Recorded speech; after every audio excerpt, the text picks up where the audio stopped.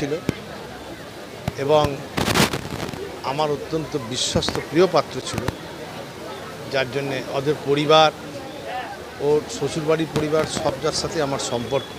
সুতরাং জাকিরের এই অকাল প্রয়াণ, এই তরুণ বয়সে মৃত্যুটা আমরা মেনে নিতে পারি।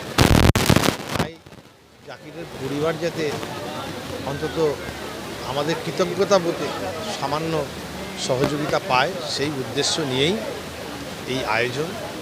এবং এটা ঠিক 1 লক্ষ টাকাটা ওটা সিম্বলিক, তারও বেশি যাতে সহযোগিতা করা যায় এবং জাকিরের ছেলের যাতে ভবিষ্যতে কোনো অসুবিধা না হয়, প্রত্যেকের সেটা কর্তব্য, সেদিকে নজর রেখে কাজ করা, সেই অঙ্গীকারবদ্ধ আমরা পেয়েছি। এবং কক্সবাজারের মানুষ দীর্ঘদিন বাদে কলকাতার 3 প্রধানে খেলা খ্যাতনামা খেলোয়াড়রা দুটো দলেই খেলেছে, একটা উঁচু মানের খেলা, বড় খেলোয়াড়দের খেলা দেখতে পেল। এটা একটা প্রাপ্তি মানুষের কাছে, সেটাও সম্ভব হলো জাকিরের প্রাণ উৎসর্গ করার মধ্যে দিয়েই। এটা তো আজকে আমার বজবজবাসী হিসেবে ভীষণ গর্বিত এবং ওর দুঃখের দিন। আমার পুত্র সম জাকির যে এই সময় যাওয়ার কথা নয়, কিন্তু চলে গেছে, কিন্তু এটা মেনে নিতে হবে আমাদের। কিন্তু আমাদের অনেক বেশি দায়িত্ব পড়ে গেছে। ওর যে সন্তানটা রেখে গেছে, ভীষণ প্রতিভাবান ছেলে, ভীষণ মেধাবী, তাকে আমাদেরকে গড়ে পিঠে মানুষ করতে হবে, তবেই আমরা জাকিরের অপূর্ণ কাজকে পূর্ণ করতে পারবো। এটা 1 লক্ষ টাকা ওটা আমরা সিম্বলিক দিয়েছি, হচ্ছে অনেক বেশি আমরা দেওয়া চিন্তাভাবনা করছি। আমাদের স্বতঃস্ফূর্তভাবে পয়সাগুলো আসছে এবং ধারাবাহিক যাতে এ যেন জীবনে না অভাব বোধ করে, সেই চেষ্টাটাই আমাদের থাকবে। এবং ভবিষ্যতে এরকম জাকিরের মতো যদি কোনো ঘটনা ঘটে, আমাদের প্রশাসনে যারা আছে তারা আমাদের সাথে যেভাবে সহযোগিতা করেছে এবং আমরা সবাই মিলে এই ধরনের সমস্ত লোকের পাশেই দাঁড়িয়ে থাকবো, এটা আমাদের অঙ্গীকার। চিন্ময় চক্রবর্তী। জাকির হচ্ছে আমার কি বলবো, প্রাণের চেয়েও ওকে বেশি ভালোবাসতাম। ও যা ছেলে ছিল, ও যখন খেলতো ওপরে হিম্মত থাকতো না যে ওর পাশ দিয়ে যাই, ওরা জায়গা চেঞ্জ করে নিত। রেফারিরা এসে খেলার আগে আমার বলতো, জাকিরকে বড় ঠান্ডা মাথায় খেলতো। আমার তোমার ঠান্ডা মাথায় খেলালি, ও ঠান্ডা মাথায় খেলবে।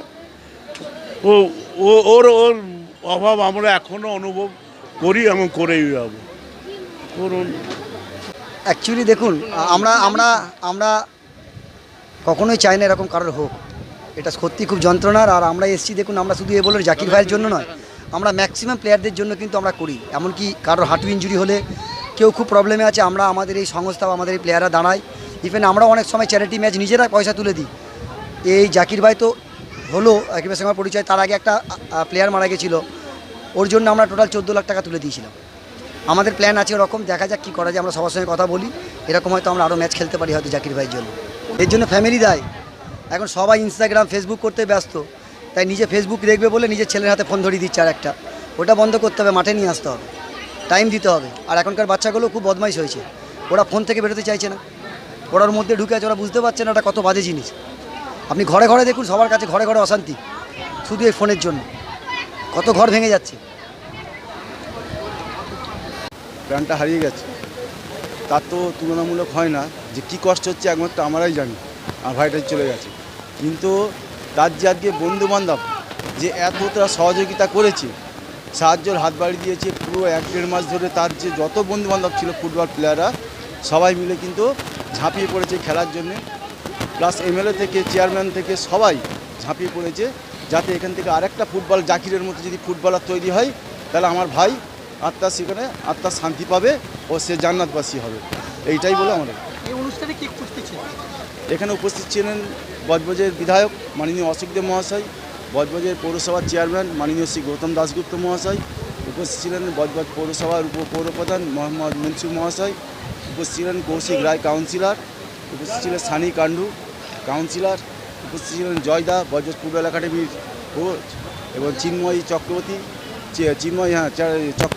বজবজ ফুটবল একাডেমির কোচ, এবং আমিনুদ্দিন ছিল কাউন্সিলর বৃন্দ, এবার আরও অন্যান্য অতিথিবৃন্দ। আমার নাম শেখ জাহাঙ্গীর হোসেন, ডাকনাম বাপ্পি।